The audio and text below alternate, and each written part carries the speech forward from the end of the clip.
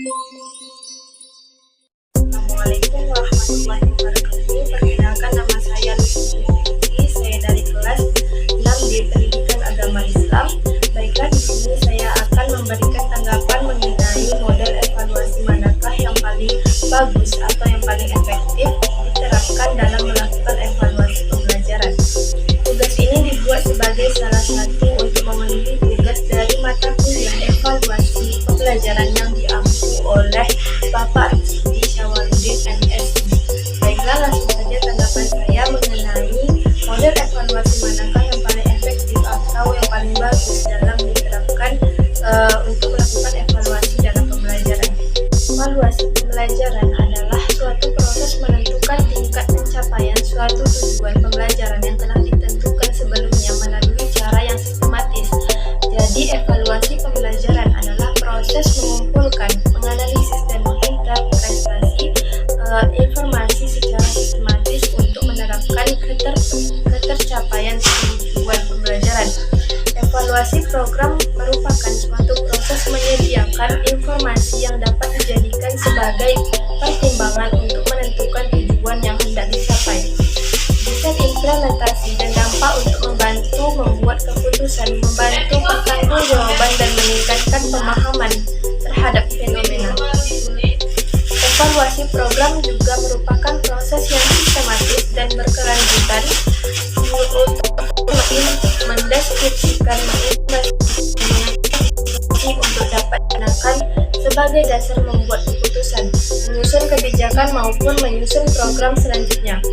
Adapun tujuan evaluasi adalah untuk memperoleh informasi dan yang akurat, yang objektif tentang suatu program. Informasi tersebut dapat berupa proses pelaksanaan program, dampak atau hasilnya yang dicapai, efisiensi, serta pemanfaatan hasil evaluasi yang difokuskan untuk program itu sendiri, yaitu untuk mengambil keputusan apakah dilanjutkan, diperbaiki, atau dihentikan. Selain itu, juga dipergunakan untuk kepentingan penyusunan program berikutnya maupun penyusunan kebijakan yang terkait dengan program. Dalam melakukan evaluasi, perlu dipertimbangkan model evaluasi yang mana dibuat. Model evaluasi merupakan suatu desain dan dibuat oleh para ahli atau pakar evaluasi. Biasanya, model evaluasi ini dibuat berdasarkan kepentingan seseorang, lembaga atau instansi yang ingin mengetahui apakah program yang telah dilaksanakan dapat mencapai hasil yang diharapkan. Ada banyak model evaluasi yang dikembangkan oleh para ahli yang dapat dipakai dalam mengevaluasi program pembelajaran. Berikut beberapa model evaluasi program yang populer dan banyak dipakai sebagai strategi atau pedoman kerja dalam pelaksanaan evaluasi program, yaitu yang pertama ada evaluasi model Kirkpatrick. Kirkpatrick salah seorang ahli evaluasi program pelatihan dalam bidang pengembangan sumber daya manusia. Model evaluasi yang dikembangkan oleh Kirkpatrick dikenal dengan istilah Kirkpatrick 4-level evaluation model. Evaluasi terhadap efektivitas program pelatihan menurut Kirkpatrick dalam Eko Putro Widoko mencangkup 4 level evaluasi, yaitu yang pertama level 1 reaction atau evaluasi reaksi. Level kedua ada learning atau evaluasi belajar. Level ketiga yaitu behavior atau evaluasi perilaku. Dan yang terakhir yaitu ada level 4 result atau evaluasi hasil. Yang kedua ada model evaluasi CIPP. Model evaluasi CIPP yang dikemukakan oleh Staff Libim dan Sipil dalam sebuah pendekatan evaluasi yang berorientasi pada pengambil keputusan untuk memberikan bantuan kepada administrator atau leader pengambil keputusan. Staff Libel mengemukakan bahwa hasil evaluasi akan memberikan alternatif pemecahan masalah bagi para pengambil keputusan. Model evaluasi CIPP ini terdiri dari 4 komponen yang diuraikan sebagai berikut. Yang pertama, ada evaluasi konteks. Yang kedua, input evaluasi. evaluasi. Yang ketiga, evaluasi proses. Yang keempat, evaluasi produk atau hasil. Selanjutnya ada evaluasi model wheel atau roda. Model evaluasi ini berbentuk roda karena menggambarkan usaha evaluasi yang berkaitan dan berkelanjutan dan satu proses ke proses selanjutnya.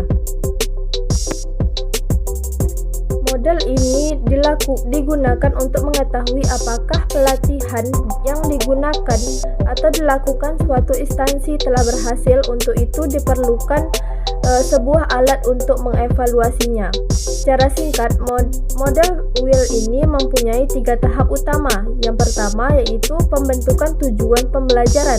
Yang kedua yaitu pengukuran outcome pembelajaran, dan yang terakhir yaitu penginterpretasi hasil pengukuran dan penilaian. Yang keempat ada evaluasi model Profus, yaitu evaluasi kesenjangan program. Begitu orang menyebutnya.